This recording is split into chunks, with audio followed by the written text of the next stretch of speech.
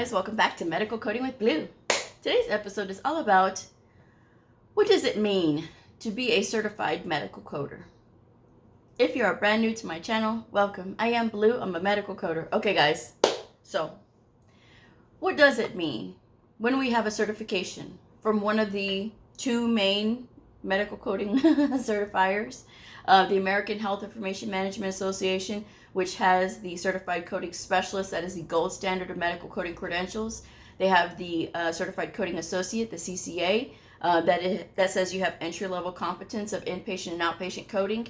And then there's the CCSP, the Certified Coding Specialist Physician Base, and that says you have that outpatient knowledge, right? Now, if you're going with the American Academy of Professional Coders, they have the CPC, and that is a Certified Professional Coder. When anybody gets one of these, because that's all you need is just one. You don't need a bunch of them. You just need one, okay? Because after a while they start overlapping. But when you get these, when you get a certification, this says that you have competence, that you have either mastered with the CCS, you've mastered the material, you've mastered inpatient coding and outpatient coding. Or it says that, you understand, especially if you get like the CPC, you have that understanding of the outpatient side. Same thing with the CCSP, okay? These are both outpatient credentials. And with this says that you can go anywhere your certification is asked for, and you can code, okay? With or without experience, guys. That's what this says. Because you're certified, you've made that investment into the industry, and that's what this is. And in order to be able to keep these credentials, to maintain them, you have to be able to follow the rules naturally. And one of those rules is reporting your continuing education units. And what does this mean? Continuing education. That is exactly what that means. As a certified medical coder, you are committed to a career-long, lifelong learning journey. That is what you're committed to. If that's not what you want to do, if you just want to go and collect a check and go home, again, this is something you should reconsider doing then, okay? Because this field is going to require it. It demands it. The guidelines update. Some codes get deleted. Codes get added every single year. That's just the nature of the beast. We are all about adaptability in this industry. But committing to that education is very, very important, because when it comes to answering for the codes that we select, whether we are answering to the insurance company, why did we select this on an audit, or we are answering to our supervisor or the lead medical coder about why did we select these, we have to be able to answer. And the only way you're able to answer these things is by understanding and knowing what you're doing. And while this does take time, because we have to know what doctors know, well, never having gone to medical school, it's something that you have to be committed to. And if you're not, it's going to show. And what we do is worldwide. You can go anywhere that there's a hospital or a doctor's office that's using the code set that we are all tested on. And if you have your certification, then it shows that you have competence. This does not mean, this is not what I'm saying, this does not mean that you can travel the world and be a medical coder and do this remotely. Every country has different rules when it comes to foreigners who work in their country. They have rules about that. And so there's some of you that think that, oh yeah, I can travel the world and do this. No, you can't. There's many rules. And a lot of times people will say, well, I didn't know. But you're not doing your research. You're only doing what you want to do. Okay? This field requires you to do things ethically. Okay? And by being ethical, it means that you follow the rules and that you are honest and that you are doing things that you're supposed to be doing. And as a health information professional, that you are out there promoting correct information. You're out there promoting what is right, not what is, oh, let's just cut corners here, cut corners there, because obviously that's wrong, right? And again, being ethical is one of the mainstays of being a certified medical coder, okay? Now, we are certified by the national organizations, okay? The American Health Information Management Association and the American Academy of Professional Coders. We are certified by these folks, right? Whichever one you're certified through. We are not certified by the state. Doctors, nurses, attorneys, CNAs, all these people, they are certified by state because every state has different rules. But when it comes to health information, which is what medical coders do, we are not certified by the state. That is the most irritating comment that I have seen lately, is that people are so concerned that, the state of Washington doesn't require us to be certified as a medical coder. That is a load of garbage. And that's ignorance speaking, because again, we are not certified by the state. We are certified by the national organizations. And again, if you're doing your research, you would know this. Okay? So that's the thing that you have to know. That our knowledge can go anywhere. Which means that when we are coding and we are doing these things, that we have to be able to maintain our knowledge. We have to be able to maintain a standard. These certifications say that you have met a particular minimum standard, or in the case of the CCS, that you have mastered it. So that's the thing that you guys have to understand. It's not about, well, I can get a job without being a certified medical coder, or I've been a medical coder for 10 years and I've never been certified. How much knowledge are you missing out on? Just because you are in a position as a medical coder, because again, there's a lot of people that don't understand what we do. There's a lot of people that don't understand what medical coders do, and they'll say, well, this is our biller coder. Well, I have never been a biller. Do I understand about billing? Absolutely, but I have never gone through the process of billing a claim. I am a medical coder. I do coding.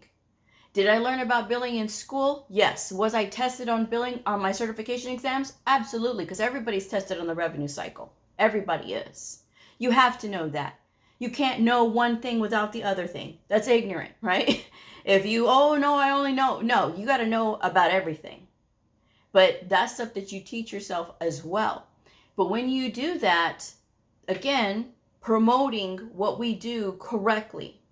And again, if you say, oh, well, my aunt said that I don't have to be certified. I shouldn't listen to anybody on the internet. And you just listen to this aunt that, is this person a certified medical coder? Is this person even in the industry? What does this person do? And you're talking to me like you know, and you clearly don't know. And again, that's the thing, guys. I am here to promote the industry, obviously, but share my points of view and the things that I've experienced, things I know, and things to help you guys out. Being certified is very important. Taking it seriously is also important. And there's too many people out there that want to just hurry up and take the test so they can go and make all this high dollars. It's an investment. It is an investment, and people look to us to be the subject matter experts. So we have to raise that bar for ourselves. It's not just about, oh, well, I'm just going to get this job and I'm not going to get it certified and I'm just going to do the processing and things like that. And when you go through whether you're going through a self-paced learning program or you are following my independent study or you're going to an actual school, you'll start to see all the things that you didn't know for all the years that you spent without a certification because you thought you knew best. Oh, well, I can just get this job and it's no big deal. Are you reaching your full maximum earning potential? No. You want to be defiant and say that you don't need a certification. And again, a certification says you've either mastered or you have met the standard competence level. And if you haven't ever taken those, how do you know that you're doing a good job for your provider? How do you know that the patients that provider is treating, if they're codes that are selected for them by you, if that is fully saying the picture of what's going on with their health or their encounter. And then again, that goes to the data that's collected. And in a region where you have many people that have that attitude of, oh, it's not necessary, you get a bunch of people with that attitude. Look at the poor data collection that's going to come from that area, because they don't know about the sequencing. They don't know about the rules. They don't know about the maximum units for particular procedures. They don't know about application of modifiers. They don't know about evaluation and management leveling. And maybe they say, well, we're just going to code down. You down code or you up code, either way is wrong. It has to be correct. And again, that's part of our training. That's part of our self-study. That's part of the independent study. That's what we do. That's how we know that we're doing stuff right. Having a lot of experience is obviously fantastic, but again, it doesn't mean a hill of beans if you're not always evolving with that knowledge. For example, I have 16 years field experience. 16 years field experience is going to be 17 by the time I know it.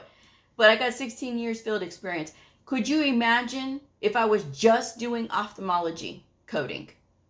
Could you imagine that? Not having any clue about anything to do with orthopedics, podiatry, neurology, rheumatology, cardiology, urology, none of these other ones, but only doing ophthalmology. How limited I would be in the scope of what I could do as a coder. Because I only did that. And if I walked around like, oh yeah, I know that, and then had a string of credentials on my name. Oh yes, I have all these years of experience. I've done ophthalmology and I have a string of credentials on my name. Does it necessarily guarantee that I know all of these things? Or does it mean that perhaps I only know one specialty, only knowing a limited code set, like a limited amount of procedures that they do, and that's it? Versus a person who is taking this seriously, understands my words when I say how serious this is. This is not a game. There's a lot of people who will try to play games with me all day long in the emails and things like that. That's not why I'm here. That's not why I'm here. Again, I'm here to help people. It's disheartening to get those kinds of messages. It's disheartening to be talked to all kinds of vulgar ways.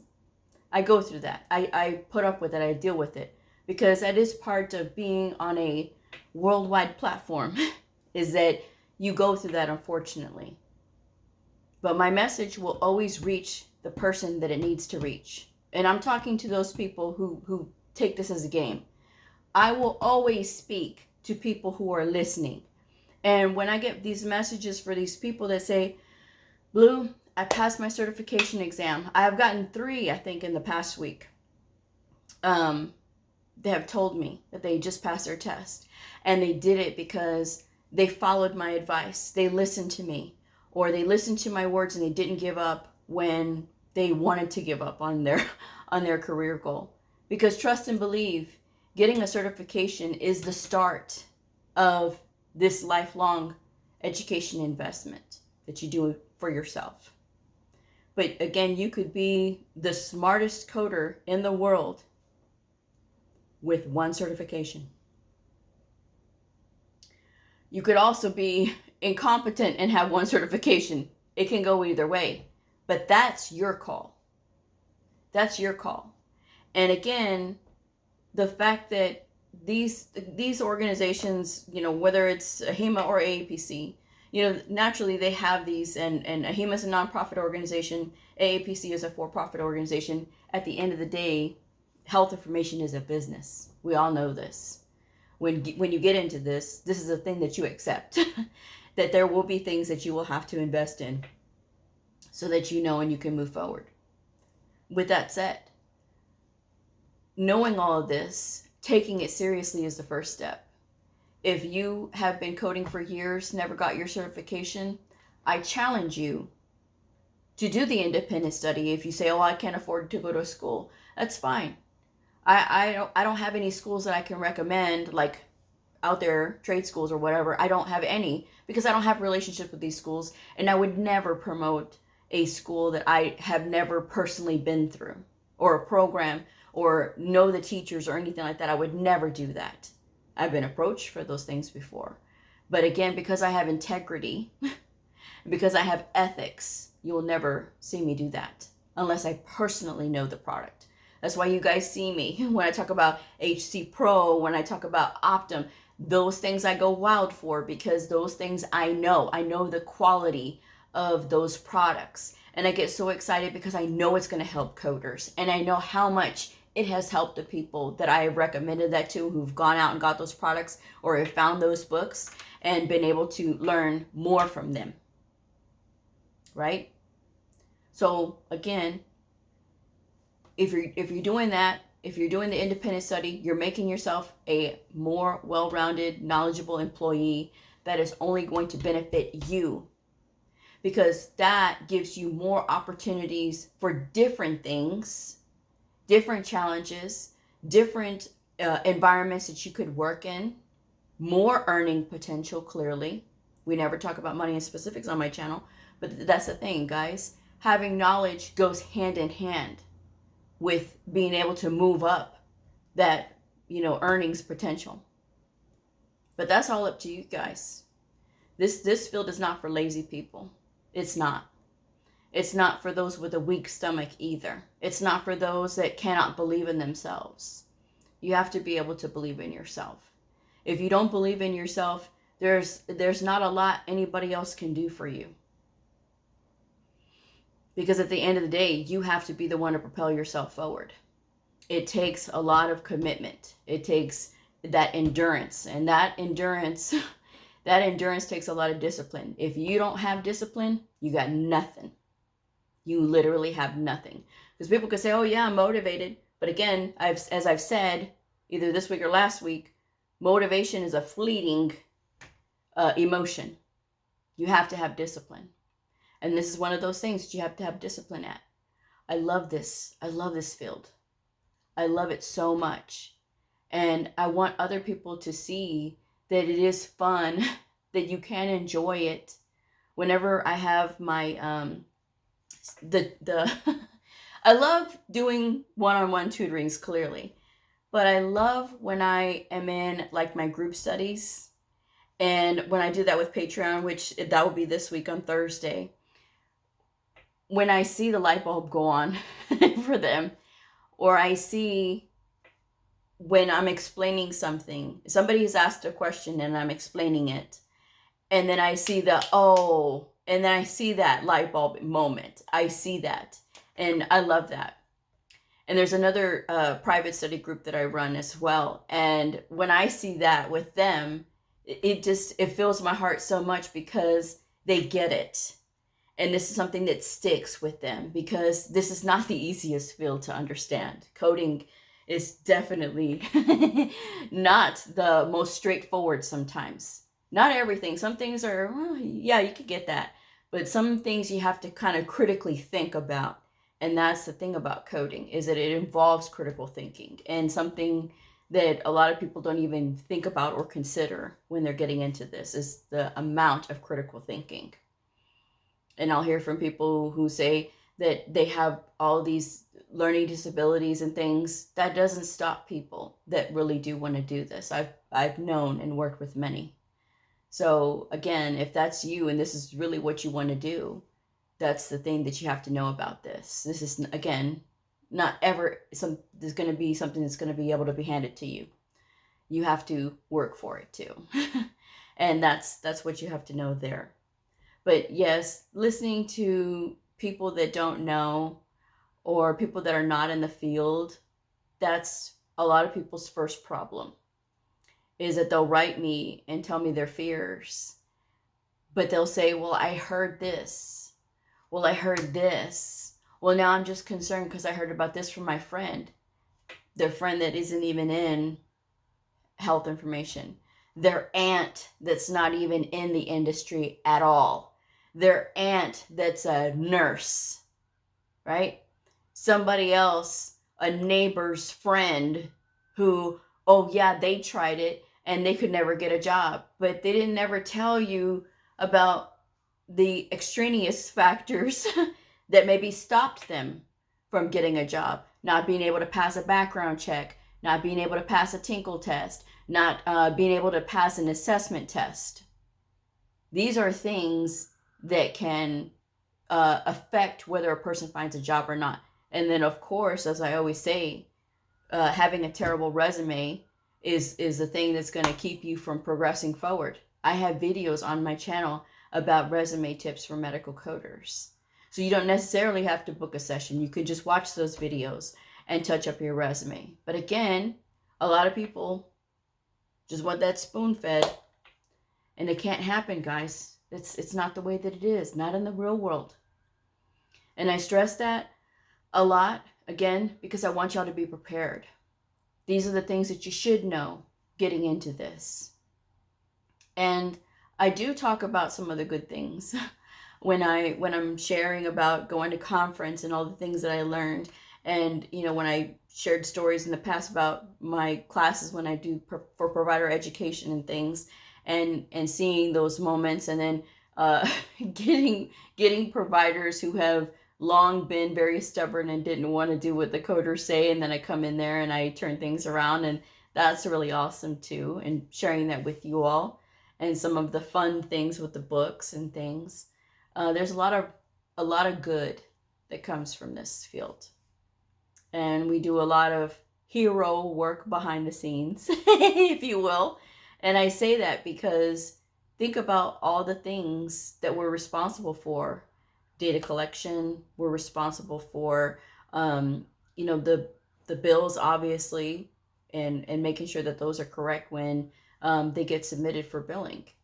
And then if they are, then that gives that provider the accurate, their accurate RVUs that they're generating.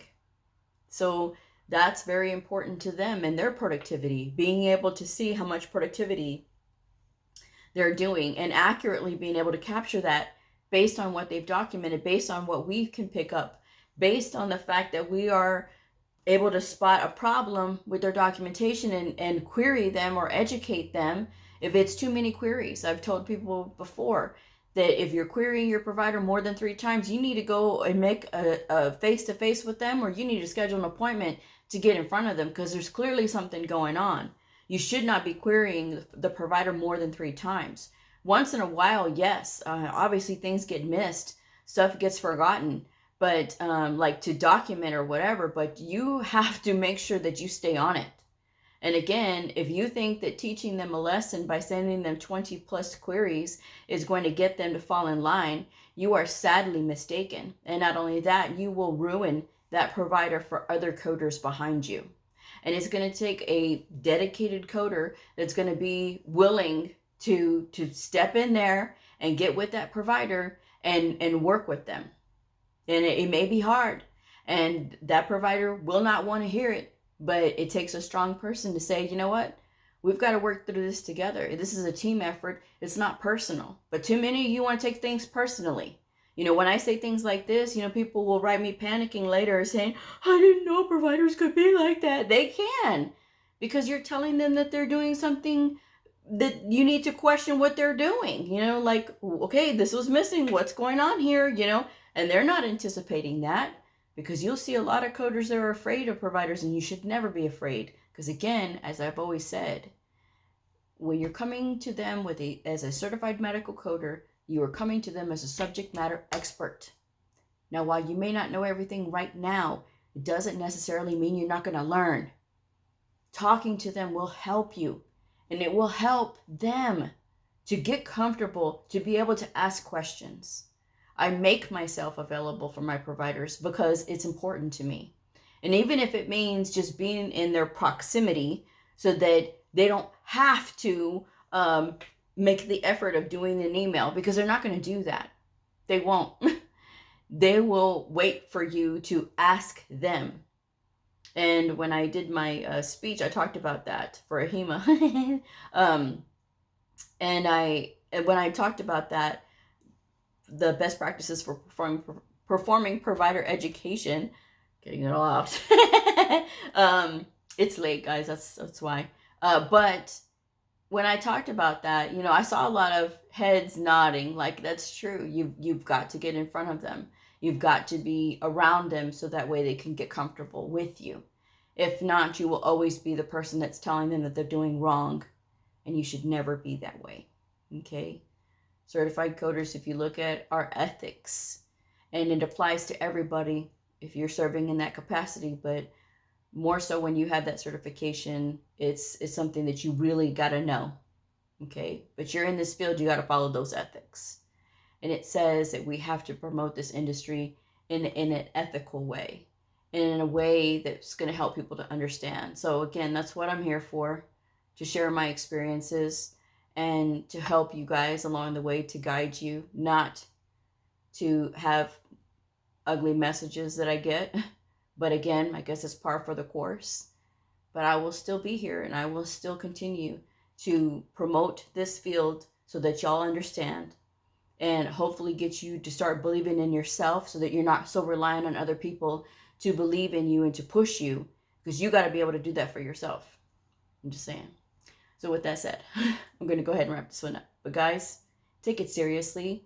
When you're getting certified, if you don't know, if you went through a fast-paced medical coding program and you say to yourself, Blue, I barely passed that test, but I still don't know what I'm doing, you need to go back to your workbooks. Go back to those workbooks, because there's not an excuse, not one excuse in this world that will get me to say, don't ever do that. You have to study, and you've got to get back to those books and start looking at them again and start working with those workbooks and get through those scenarios, so that way you can start understanding, because practicing is what's going to help you. Not, doing multiple choice, because the real world is not multiple choice. The real world is not multiple choice. And like I said, you know, find yourself a mentor. A mentor will help you for free. There's a lot of them that will offer their advice on LinkedIn. You get yourself on LinkedIn, you ask a general question, not whining, not complaining, but just asking a general question about a specific topic, and you'll get a bunch of people answering you. I only did it one time for one of my viewers, only because she's a regular on here on YouTube. I did answer her question. I normally don't, because again, I mean, there's other people that are going to answer these questions. But find yourself a mentor. If you want that one-on-one, you find yourself a tutor. Invest in yourself in that, and maybe that's just what you need. Go to that tutor with questions prepared, so that way you know that these are the questions that you need. But keep this in mind. Tutors will not help you with Practicode, because Practicode is a judgment of your coding knowledge. So don't ask. Tutors will also not help you with a job assessment test. Job assessment tests are what you know and your knowledge base. It's not you plus a tutor who has experience, because then you're misrepresenting yourself and your knowledge when you do that. So don't ever ask a tutor to do that for you either. Okay? Tutors are there to help you to understand the things that you don't know in general. I'm just saying. Now with that said, I'm going to wrap this one up. If this video helped you, please like, subscribe, and share. And I'll see y'all next time. Bye.